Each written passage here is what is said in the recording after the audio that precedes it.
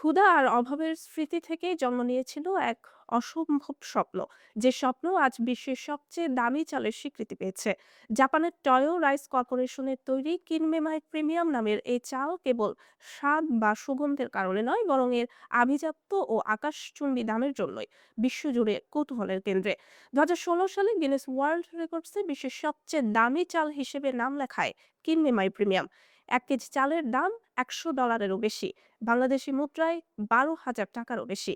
সম্প্রতি জাপানের খ্যাতনামা শেফ কেনিচি ফুজিমোতো ও হংকংয়ের শীর্ষ রন্ধনশিল্পীদের পরীক্ষা নিরীক্ষায় এই চালের স্বাদ, গঠন ও মান নিয়ে নতুন করে আলোচনা শুরু হয়েছে। এই ব্যতিক্রমী চালের পেছনে রয়েছেন 91 বছর বয়সী উদ্ভাবক কেইজি সাইকা। দ্বিতীয় বিশ্বযুদ্ধ পরবর্তী জাপানের ভয়াবহ খাদ্য সংকটের সময় ক্ষুধার যে নির্মম বাস্তবতা তিনি দেখেছিলেন, সেটি আজীবন তাকে চালের মান উন্নয়নে অনুপ্রাণিত করেছে।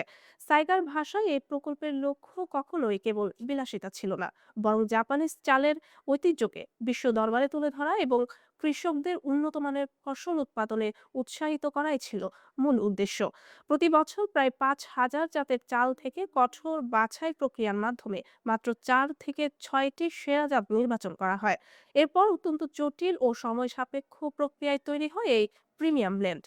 এখানে শুধু ফলনের মান নয়, চালের জীবনী শক্তি, এনজাইমের মাত্রা এবং দানার গঠনকেও বিশেষ গুরুত্ব দেওয়া হয়।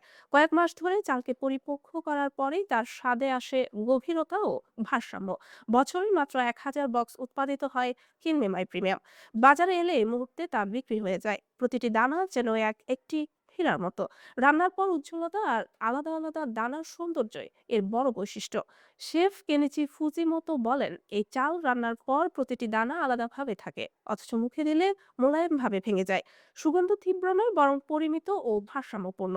অতিরিক্ত দামের কারণে সাধারণ রেস্তোরাঁয় এই চালের ব্যবহার প্রায় অসম্ভব হলেও জাপানে এটি এখন অভিজাত সংস্কৃতির প্রতীক হয়ে উঠেছে। কেজি সাইকার কাছে এই চাল কোনো ব্যবসায়িক সাফল্যের গল্প নয়। তার বিশ্বাস, মুনাফার চেয়ে বড় অর্জন হলো জাপানের চাল শিল্পের ভূরক্ষা করা এবং নতুন প্রজন্মের কৃষকদের অনুপ্রাণিত করা। জীবনের শেষ প্রান্তেও তিনি প্রতিদিন কারখানায় কাজ করেন। তার মতে চালের প্রতি এই ভালোবাসায় তাকে আজ প্রাণবন্ত করে রেখেছে।